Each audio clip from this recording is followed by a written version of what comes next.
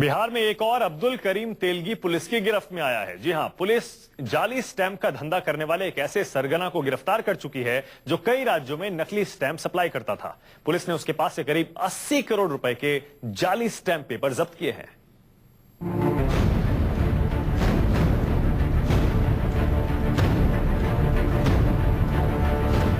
आपकी नजर जिधर जाएगी आपको सिर्फ और सिर्फ स्टैंप पेपर ही नजर आएंगे। पहली नजर में आपको लग सकता है कि ये स्टैंप पेपर्स का कोई गोदाम हो, लेकिन नहीं, ये सारे के सारे स्टैंप पेपर्स जाली। पिछले कई सालों से पहली बार इतनी बड़ी तादाद में पकड़े गए हैं जाली स्टैंप पेपर्स। ये तस्वीरें पटना के एसएसपी दफ्तर के बाहर की हैं। कई दिनों की छापेमारी के बाद पटना पुलिस ने 80 करोड़ रुपए के फर्जी स्टैंप पेपर बरामद किए हैं। 100 करोड़ के आसपास ऐसे पेपर्स मिले हैं। Fake stamp papers, fake stamps, जाली नोट, नेशनल सेविंग सर्टिफिकेट्स, उसके अलावा काफी भारी मात्रा में जो मशीन्स पकड़ी गई हैं जो इनकी छपाई होती है।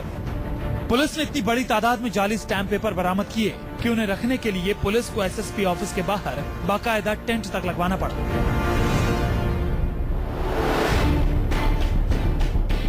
सिर्फ स्टैंप पेपर्स ही नहीं, पुलिस ने इस गैंग को चलाने वाले सरगना समेत 16 लोगों को भी गिरफ्तार करने में कामयाबी मिली।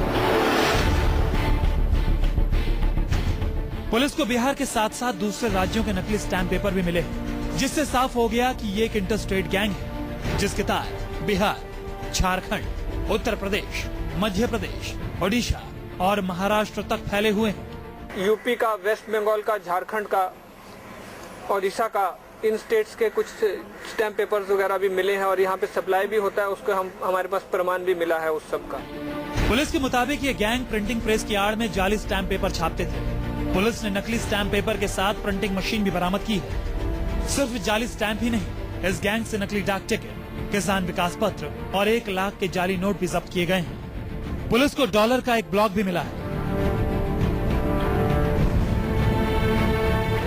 जिस तरीके से ये बरामदगी हुई है उससे पुलिस को आशंका है कि इस गिरोह का इंटरनेशनल कनेक्शन भी हो सकता है।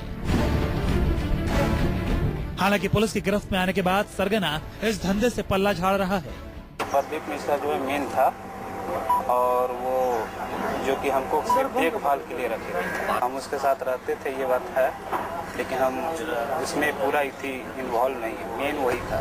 पुलिस को पूछताछ में कई अहम सुराग मिले हैं। पता चला है कि जाली स्टैंप पेपर के सहारे सरकारी विभागों में जमकर ठेके लिए जाते थे। इस धंधे को मोबाइल के जरिए ऑपरेट किया जाता था, क्योंकि सरगना के मोबाइल में कई ऐसे एसएमएस मिले हैं जिनमें ऑर्डर दिए गए हैं।